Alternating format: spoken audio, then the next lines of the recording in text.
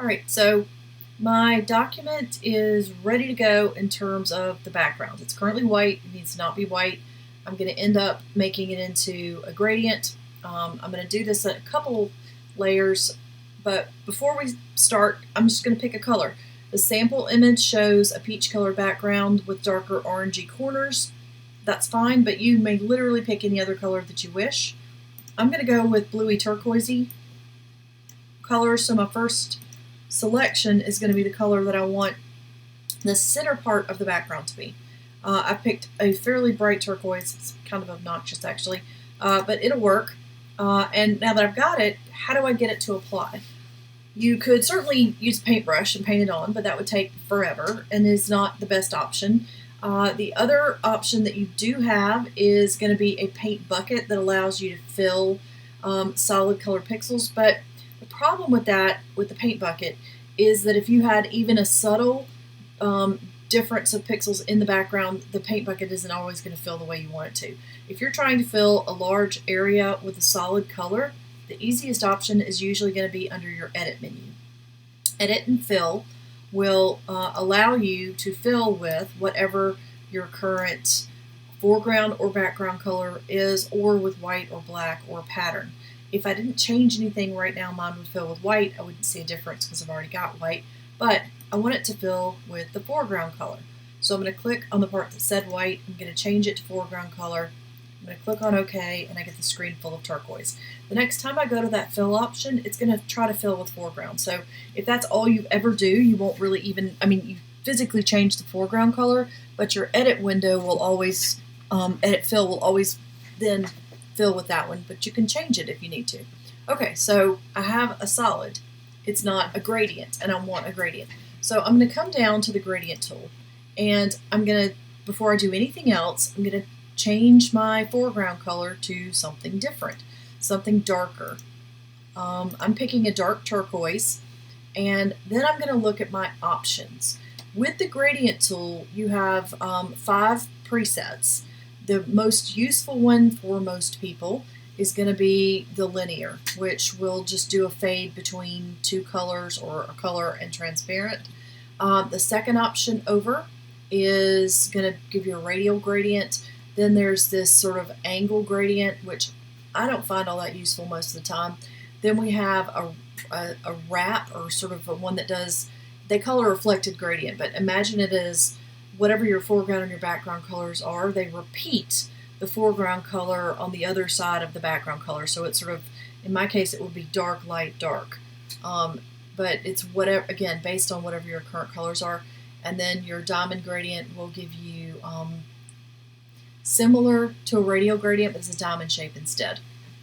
All right, I'm going to leave mine set to linear, and the other place I'm going to change it is I'm going to switch over to the second option. So I clicked on the gradient swatches, and I clicked on option 2, which is foreground to transparent. The first option is foreground to background, and that one's really useful too, but it's not what I wanted in the moment. The first 2 and number, I think it's 6 per row, 12, 13, 14, the 15th one, so the third one over on the bottom row, are based off of whatever your current foreground color is, or foreground and background in the case of the very first one. All the other ones are presets. They will be the same regardless of what your selected colors are. So anyway, I'm going with number 2. I'm going to apply it to one corner, and I want you to see how that works. And then I'm going to do the same thing to the other corners. And then I'm going to show you one other option with the gradient tool that is really nice. Okay, so let's say I kind of like this, but I think it would be interesting if I had a little bit more different color happening here. If I continue this way and grab a new color, let's say I wanted to bring a little pink into the mix to richen this, and I go over one of my existing corners, that content for the most part replaces what came before. But there is a way of not replacing it, meaning if you change your blending mode from normal to multiply or screen or whatever, you will get a really different look or effect. Remember what it looked like a moment ago? I'm going to switch it back to normal so you can see the difference. and I'll do the upper left-hand corner in normal mode, and then I'm going to do the bottom left-hand corner in multiply mode, and it's a dramatic difference. In one of them, I've got sort of a rich indigo color happening. In the other one, I have the actual purple, because the purple opacity replaced the blue that was underneath it. So that's not to say one of these techniques is better than another. It is simply different. And that is the thing to keep in mind as you're working, is to, whether or not you do want to replace or layer over and that type of thing. But that's where the blending modes come in and can be really nice. So the idea here is make the gradient look the way you want it to look. My original turquoise has been replaced in the corners and grading inward with the color that I chose. And again, I am in foreground to transparent mode as far as the gradient type, and then the actual mode is multiply for what I'm doing right now. If you didn't like it at any point, you could completely replace it by doing edit fill, filling the background again, and starting over. But you could keep building the gradient up and make it really elaborate if you were so inclined. I'm going to turn Caprisun Girl back on, and you can see I'm getting a little peak of my gradients in around the sides, but I don't see all of it or as much of it as I want to. So I'm going to make sure that I'm on the Caprisun layer, meaning that is the one that is highlighted or selected. That becomes really important when you get into multiple layered documents in Photoshop, is knowing what layer you're on, making sure you're on the layer you intended to be on. All right, from here, I am going to click on this button, which is it looks like a piece of white paper with a dark circle in the middle of it. It's the layer mask button.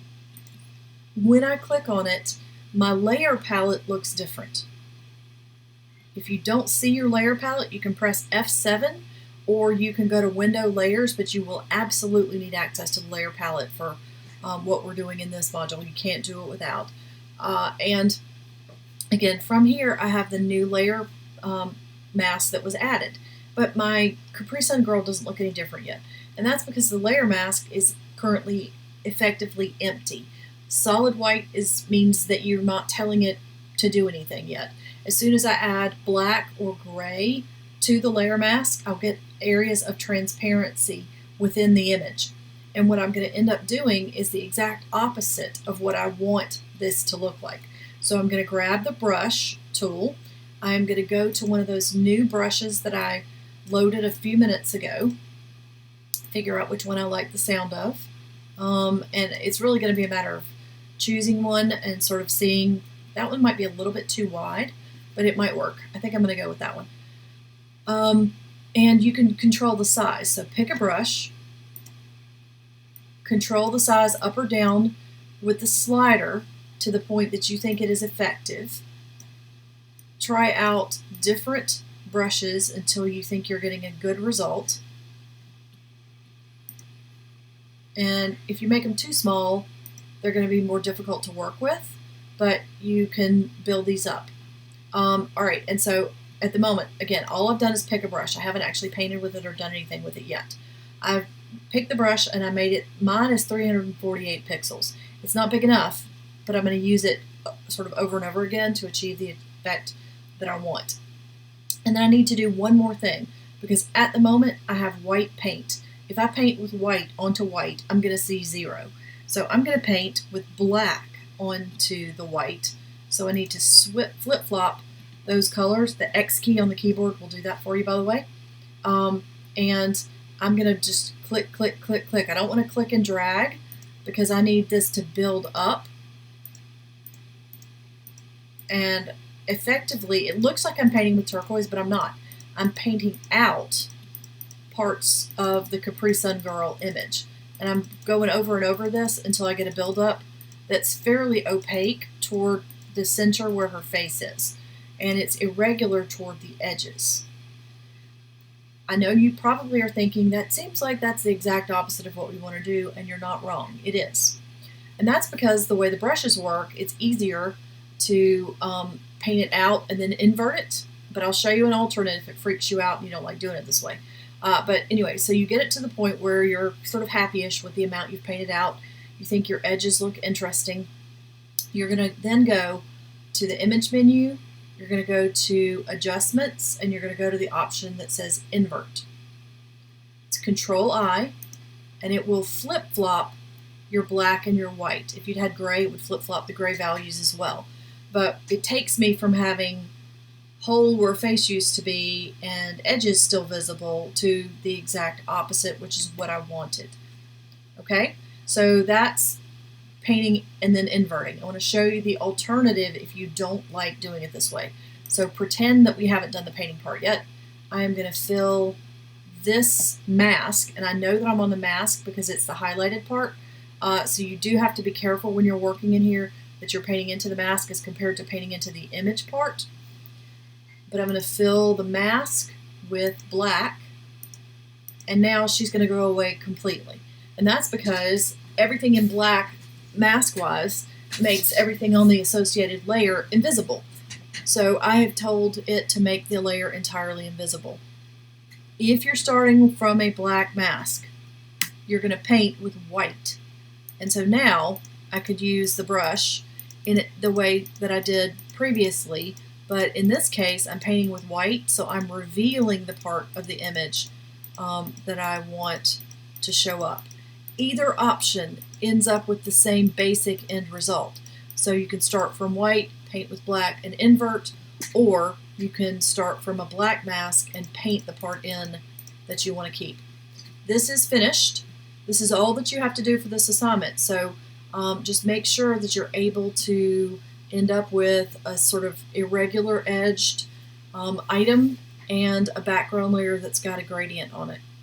You're going to save this file as a PSD. It's not going to be really big. I do want to be able to see your layers.